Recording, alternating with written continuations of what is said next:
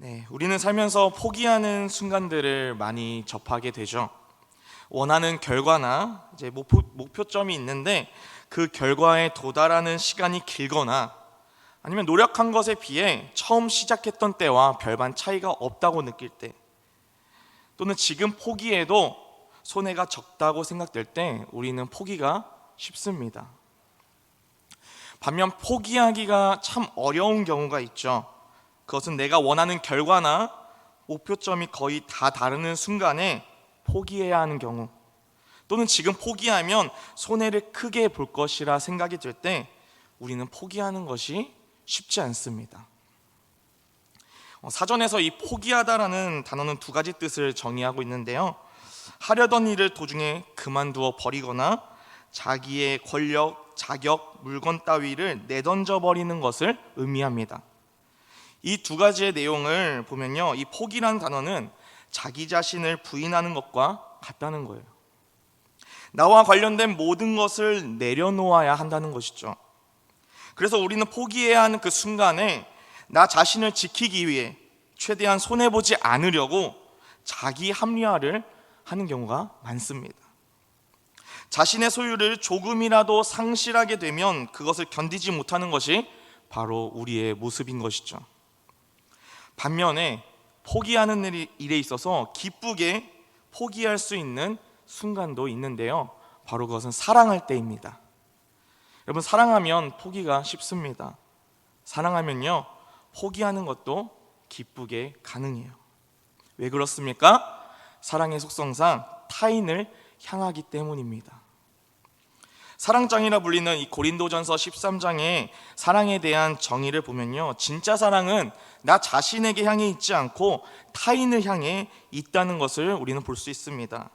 사랑은 오래 참고 온유하고 시기하지 아니하고 자랑하지 아니하고 교만하지 아니하고 무례히 행하지 않고, 모든 것이 자기를 향한 것이 아니라 자기 유익을 구하는 것보다 타인을 생각하는 마음이 바로 사랑의 속성이라는 것이죠. 그래서 사랑 안에서 포기하는 일은 내가 손해보더라도 그 일로 내가 사랑하는 사람에게 행복을 가져다 줄 수만 있다면 기꺼이 포기할 수 있는 것입니다. 잃은 게 많은데도 행복한 거예요. 사랑하는 사람의 기쁨이 내 기쁨이기 때문입니다. 여러분, 자녀를 향한 부모의 사랑은 어떻습니까? 평생을 손해봅니다. 젊어서는 자식 키우느라고 모든 것을 쏟아요. 내 시간과 내 소유하는 모든 것들은 없습니다. 모두 자식들을 위한 거예요. 그렇게 해서 나이가 들어서는 어떻습니까? 혹여나 자식들에게 피해가 안 갔으면 하는 마음으로 내 몸이 불편해도 그냥 부담 주기가 싫은 겁니다. 반면에 자녀들은 어떻습니까? 그런 부모님의 마음과 심경을 잘 헤아리지 못하죠. 부모님의 그 사랑이 추억으로 남을 때야 그제서 그 사랑이 컸다는 것을 깨닫고 부모님을 대하던 내 모습을 후회하게 됩니다. 이런 걸 보면요, 가장 손해보는 농사가 바로 자식 농사인 것 같습니다. 그런데 놀라운 건 이 사실을 알면서도 자녀를 향한 부모들의 마음은 변치 않다는 거예요. 아마 하나님 아버지의 마음이 이와 같을 것입니다. 여러분, 우리가 기억해야 할 것은 하나님의 사랑은 우리가 하는 이런 차원의 사랑보다 아마 더 완전하고 온전한 사랑이라는 사실인 것이죠. 왜냐하면 하나님은 그분 자체로 사랑이시기 때문입니다. 십자가 복음은 그분의 사랑을 가장 크고 깊게 느낄 수 있는 소식입니다. 하나님은 우리를 구원하시려 하나뿐인 아들 예수님을 이 땅에 보내주셨죠. 그 아들 예수님께서는 우리를 구원하시려고 자신을 포기하셨습니다. 그 사랑으로 우리는 예수님을 통해 구원받았고 하나님의 자녀가 되었고 천국 시민이 될 수 있었던 것이죠. 이 모든 계획을 성취하시려고 예수님은 많은 것들을 포기하셨는데요, 오늘 말씀을 통해 예수님께서 포기하신 것들을 살펴보면서 그분의 사랑을 더 깊이 누리는 시간이 되기를 소망합니다.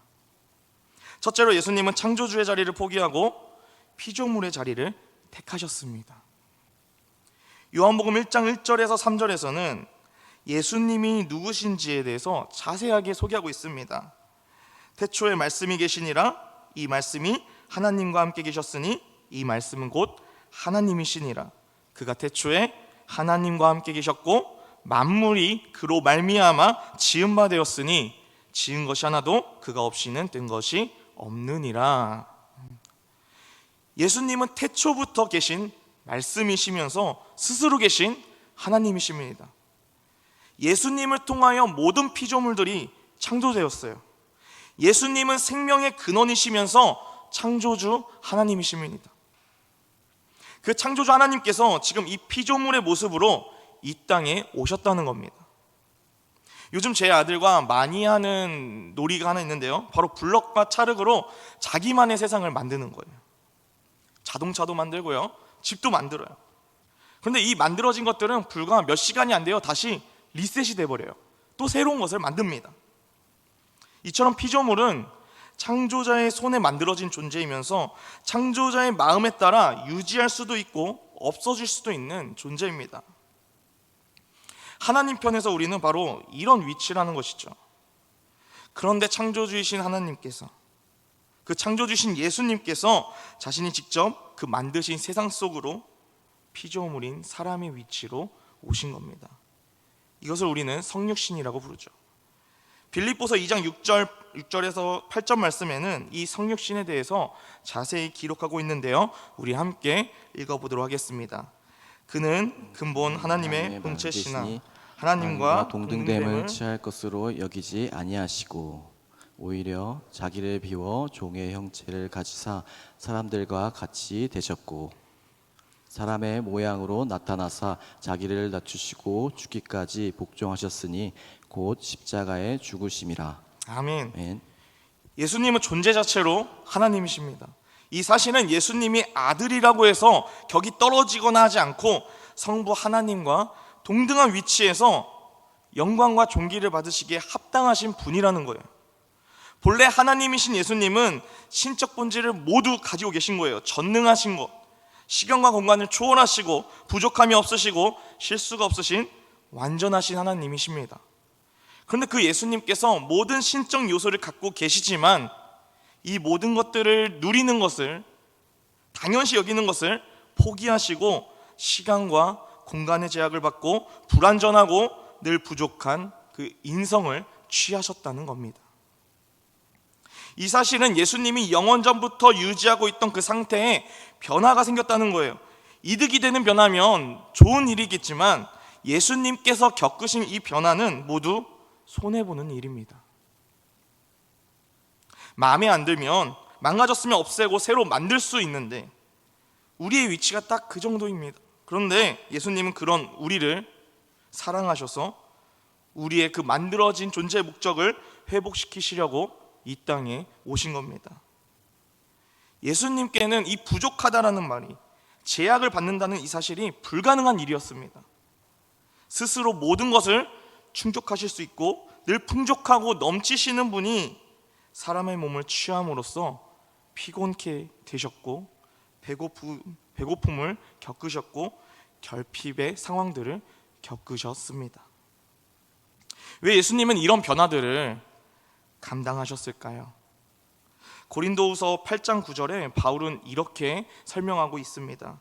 우리 주 예수 그리스도의 은혜를 너희가 알거니와 부요하신 이로써 너희를 위하여 가난하게 되심은 그의 가난함으로 말미암아 너희를 부요하게 하려 하심이라.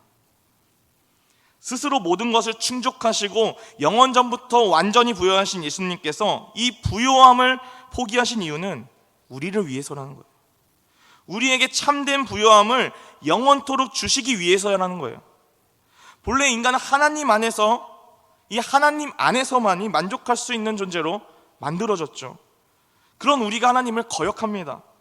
하나님을 거역한 죄로 인해 우리는 더 이상 하나님과 가까울 수 없는 상태가 되었습니다. 하나님 안에서만 만족할 수 있는 그런 존재가 하나님을 떠난 존재가 되어버려 망가져버린 것이죠. 존재 목적이 사라져버렸습니다.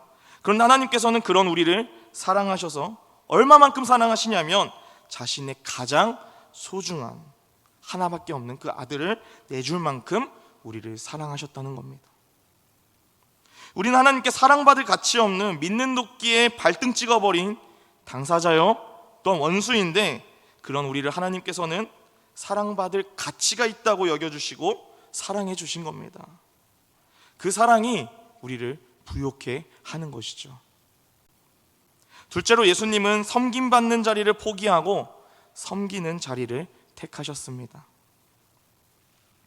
예수님은 섬김을 받는 자리에 계신 분으로 찬양받기에 합당하신 하나님이십니다. 그런데 그 하나님께서 이 땅에 오셔서 자기를 비워 종의 형체를 취하시죠. 여기서 우리가 기억할 것은 예수님은 하나님으로서 이 신적 속성들을 모두 갖고 계시면서 종의 형체를 취하셨다는 거예요. 영원전부터 하나님의 아들로서 갖고 계신 그 모든 것들, 진인 상태로 종의 형체를 지녔다는 겁니다. 만물을 창조하신 그 하나님의 그 실제 모습을 드러내지 않으시고 인성을 취해서 모든 사람들의 종이 되셨다는 거예요. 여러분, 종은 주인에게 종속된 존재죠. 기본적인 인권이란 게 없습니다. 그런 종의 형체를 예수님께서 취하셨다는 것은 영원전부터 하나님의 아들이신 분이 하나님으로서 가진 그 권리를 포기하고 율법 아래 순종하시고 자신에게 맡겨진 일을 짊어질 종이 되셨다는 겁니다. 예수님은 율법을 만드신 하나님이세요. 그런데 그 예수님께서 입법자의 그 권리를 포기하고 율법을 따르는 자로 그 율법에 따라 심판을 받는 자리에 서게 되는 것입니다. 예수님이 서신 자리는 원래 우리가 서야 할 자리이죠. 예수님이 짊어지신 그 죄의 짐은 우리가 짊어져야 할 짐입니다. 죄인이라 낙인이 찍히고 죽음이라는 죄의 결과는 원래 우리가 겪어야 할 일인 것이죠. 그런데 그런 우리를 구원하시려고 예수님은 우리의 짐을 직접 짊어지시는 섬기는 자리를 택하신 것입니다. 만약 예수님께서 자신에게 맡겨진 이 일, 십자가에서 죽기까지 순종하는 것을 망설이거나 주저했다면 아마 자기뿐만 아니라 그와 연결된 우리 모두는 끔찍한 결과에 이르게 되었을 것입니다. 예수님께는 피할 방법이 없으셨어요. 율법의 위협까지 받으시고 이에 따른 막중한 책임감이 그분을 짓눌렀습니다. 우리는 예수님께서 죽기 직전 하나님께 드린 그 기도를 통해 그분이 가신 그 길이 얼마나 힘든 길이셨는지를 알 수 있습니다. 그러나 주님께서는 우리를 위해서 기꺼이 그 길을 걸으셨고 자발적으로 섬김의 자리를 택하신 것입니다. 마지막으로 예수님은 생명의 자리를 포기하고 죽음의 자리를 택하셨습니다. 예수님께서 보이신 자기 포기의 이 절정은 바로 십자가에서 죽기까지 복종하신 일입니다. 예수님은 죄가 없으셨어요. 세상 법정도 이 사실을 인정했습니다. 그럼에도 그분이 십자가에 죽으신 이유는 바로 우리의 모든 죄 때문입니다.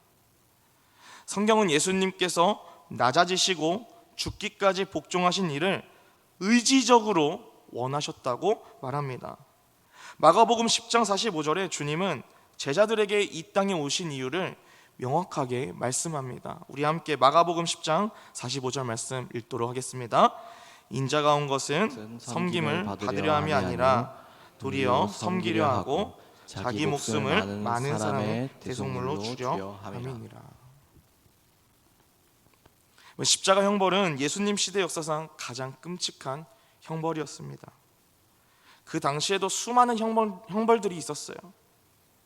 그렇지만 그중 이 십자가 형벌은 최대한으로 고통을 다 느끼고 숨통을 끊어버리는 지독한 형벌이었습니다.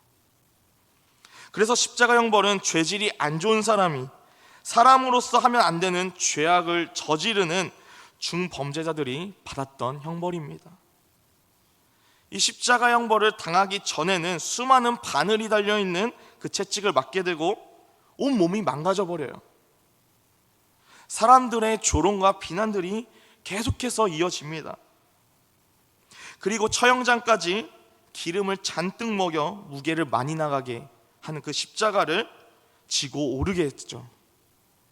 이 기름들이 상처에 닿을 때마다 매우 고통스러웠을 겁니다. 그리고 처형장에 도착하게 되면 십자가에 양손이 그리고 두 발이 못이 박혀지죠. 숨을 쉬려고 몸을 들어 올리려 할 때마다 끔찍한 고통들이 따랐을 겁니다. 그렇게 며칠이 지나 고통의 절정을 겪고 힘이 완전히 풀릴 시기에 다리 관절을 꺾어서 그제야 죽입니다. 이 십자가 형벌은 받기 전부터 그 후까지 모든 과정이 고통입니다. 그래서 로마 시민권을 가진 사람의 특혜 중 하나가 이 십자가형은 면할 수 있다는 거예요. 그만큼 십자가형은 그 당시 때에 끔찍하고 잔인하여서 생각조차 하기 싫은 형벌이었습니다. 그런 죽음인데 이런 죽음을 예수님께서는 의지적으로 택하셨다는 거예요. 하나님의 본체, 영원부터 영원까지 스스로 계신 하나님 존재 자체가 바로 그 예수님이신, 생명의 근원이신 그 예수님께서 죽음이란 건요 있을 수 없는 일이죠.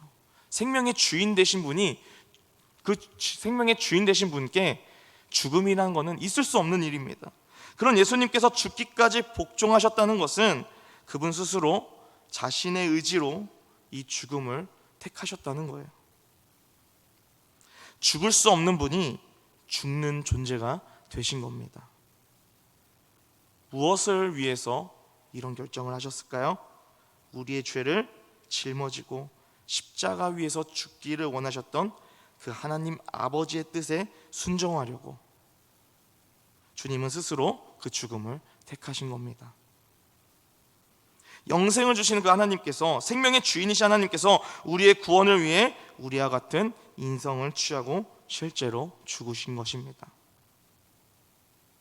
의도적으로 죽을 수 있는 형체를 취하셨고 죽음을 향해 갔으며 죽음을 선택하셨고 죽음의 희생자가 되기를 택하셨다는 거예요.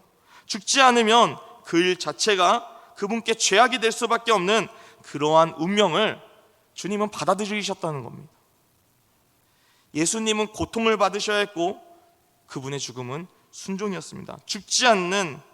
만약에 죽지 않는다면 그것은 불순종이 되는 일이었습니다. 예수님은 우리의 모든 죄를 짊어지셨고 우리가 당해야 할 그 모든 저주와 고통을 감당하며 죽으셨습니다. 우리가 지불해야 하는 그 죄값을 그분이 전부 지불하셨기에 우리는 구원을 받을 수 있게 된 겁니다. 예수님께서는 구원받을 모든 사람이 당해야 했던 그 죽음 전체를 당하셨습니다.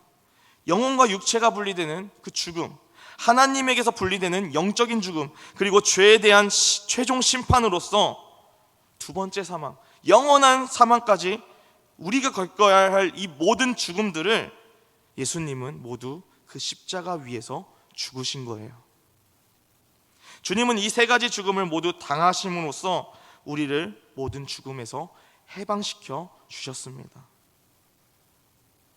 우리는 예수님의 그 대속적인 죽음으로 인해서 하나님과 분리된 상태, 영적인 죽음에서 벗어나게 되었어요. 하나님과의 관계가 회복되면서 그분을 아버지라고 부를 수 있게 되었습니다. 여러분, 여전히 우리에게는 영혼과 육체가 분리되는 그 죽음이 남아 있습니다. 하지만 그것은 더 이상 우리 자신의 죄값을 치르는 죽음이 아니라는 거예요. 그리스도를 믿는 우리가 맞이할 그 죽음은 우리의 몸과 영혼이 더 이상 죄를 짓지 않는 그 영화로운 상태에 이르기 위한 변화 과정으로서의 죽음이라는 것이죠. 영원한 죽음, 이 둘째 사망에 대해서도 우리는 전혀 관계없는 자들이 되었습니다. 이 모든 것이 우리를 위해 모든 죽음을 담당하신 주님의 은혜라는 사실을 우린 기억해야 합니다. 죄는 인간의 문제이며 그 책임은 우리 자신에게 있습니다. 하지만 문제는 우리에게 그 문제를 해결할 힘이 없다는 거예요. 매우 절망적인 것이죠. 그런 절망 속에서 하나님은 우리를 구원하신 겁니다. 그 구원의 계획이 하나님은 창세 전부터 이미 갖고 계셨다는 겁니다. 우리 에베소서 1장 4절 5절 말씀을 보도록 하겠습니다. 곧 창세전에 그리스도 안에서 우리를 택하사 우리로 사랑 안에서 그 앞에 거룩하고 흠이 없게 하시려고 그 기쁘신 뜻대로 우리를 예정하사 예수 그리스도로 말미암아 자기의 아들들이 되게 하셨으니. 하나님의 형상으로 지음받은 우리가 혹여나 절망에 빠지는 상황이 찾아올 것을 대비하여서 하나님은 미리 구원 계획을 하셨다는 거예요. 이 사실이 우리에게 가장 큰 은혜이자 하나님의 온전한 사랑을 받고 있다는 증거입니다. 여러분, 우리는 신앙생활을 하다 보면 우리 자신을 보면서 좌절할 때가 참 많죠. 은혜는 받았는데 은혜 받은 대로 살지 않는 내 모습을 볼 때마다 어떻습니까? 늘 연약함 속에 있는 내 자신을 볼 때 절망하게 돼요. 이런 내 모습으로 하나님 앞에 나아가는 게 정말 맞는 걸까? 난 진짜로 하나님을, 진짜 복음을 믿는 자인 건가? 자책하게 됩니다. 그러나 주님은 우리의 연약함을 이미 아시고 대신 살아주시려 이 땅에 오신 거예요. 우리의 연약함을 이겨내게 하시려고 주님은 우리 곁에 오셨고 우리가 하나님 자녀답게 살아갈 수 있게 하셨다는 겁니다. 하나님께서 죄를 허용하지 않으셨다면 우리는 하나님의 사랑을 깨닫지 못했을 거예요. 죄를 허용하셨기 때문에 우리는 절망 속에 있던 우리 자신을 볼 수 있었고 하나님의 사랑을 우리는 깨달을 수 있게 되었습니다. 그래서 우리는 십자가를 볼 때마다 우리의 연약함을 인정하고 그런 우리의 연약함을 이기게 하신 하나님께 감사할 수 있는 마음을 가져야 합니다. 그 어떤 신도요, 인간을 섬기는 신은 없습니다. 보통 신이라면요, 섬김을 받아야 하는 자리에 있죠. 사람들은 신을 어르고 달래서 자기에게 있는 그 문제들을 해결하려고 합니다. 신은 그저 두려운 존재예요. 혹여나 자기에게 잘못한 일이 있다면 신이 노하여서 나에게 그런 일들을 허락한 건 아니까 늘 두려운 존재인 것이죠. 그러나 하나님은요, 어떻습니까? 사랑이세요. 우리를 섬기시려 자신의 모든 것을 아낌없이 내어주시는 분이 바로 하나님이십니다. 그리고 우리를 사랑의 가장 깊은 관계로, 아버지와 자녀의 관계로, 신랑과 신부의 관계로 인도하신 분이 바로 하나님이시라는 거예요. 우리는 그 하나님의 사랑을 받은 자들입니다. 그 사랑을 하나님은 십자가의 대속으로 보여주셨습니다. 우리를 위해 많은 것들을 포기하셨는데 그 포기하실 때 주님은 기쁨으로, 자원하는 마음으로 포기하셨다는 겁니다. 우리는 이러한 그리스도의 마음을 알아야 합니다. 그리고 우리도 그 마음을 품기를 소망해야 하는 거예요. 그리스도께서 그러셨던 것처럼 다른 사람을 낮게 여기고 겸손한 마음으로 행해야 할 사람은 다른 사람이 아닌 바로 우리 자신이라는 것이죠. 여러분, 그런데 우리의 힘으로는 이 다른 사람을 낮게 여기는 것, 겸손한 마음을 갖는 것, 우리의 힘으로는 할 수 없어요. 우리는 어때요? 여전히 죄짓기에 발이 빨라요. 내 자신이 손해보는 것을 싫어하는 본성을 갖고 있어요. 그런 우리가 다른 사람을 낮게 여기는 마음을 갖는 거 어렵죠. 그러나 이제는 달라진 거예요. 그리스도를 믿는 우리는, 하나님의 사랑을 깨달은 우리는 이제 그분과 연합된 자들입니다. 연합되었다라는 것은 함께 한다는 거예요. 우리는 안 되지만, 그래서 우리는 안 되지만 주님께서, 우리와 함께하고 계신 주님께서 가능하시기에 우리는 그분의 마음을, 그분이 걸으신 그 길을 같이 걸어갈 수 있는 거예요. 품을 수 있는 겁니다. 늘 주님과 동행하는 우리 성도님들이 되기를 소망합니다. 주님께서 우리를 섬기신 것처럼 나의 유익을 구하기보다 다른 사람을 생각하고 나보다 다른 사람을 낮게 여기는 마음으로 우리 서로를 섬기는 공동체가 되기를 소망합니다. 여러분, 그러기 위해서는 우리가 십자가를 깊이 묵상해야 돼요. 십자가는 우리를 겸손하게 하고 그 주님을 의지하게 합니다. 우리를 위해 많은 것을 포기하신 그 주님의 사랑을 알게 하고요, 주님께서 걸으신 그 섬김의 자리를 우리도 걸을 수 있게 합니다. 그 십자가의 은혜를 날마다 누리는 저와 여러분이 되기를 소망합니다. 그래서 주님의 기쁨이 되는 우리 대림교회가 되기를 소망합니다. 오늘 들은 말씀을 기억하면서 우리 결단 찬양 주님 앞에 올려드리기 원하는데요, 내가 주인 삼은 우리 함께 찬양하기 원합니다. 우리의 모든 것들, 주님께서 우리를 위해 포기하셨던 그 사랑을 기억하면서 우리 늘 주님 의지하면서 우리 자신을 포기하고 주님 바라보며 주님께 고백하며 주님의 기쁨이 되는 우리 모두 되길 소망합니다.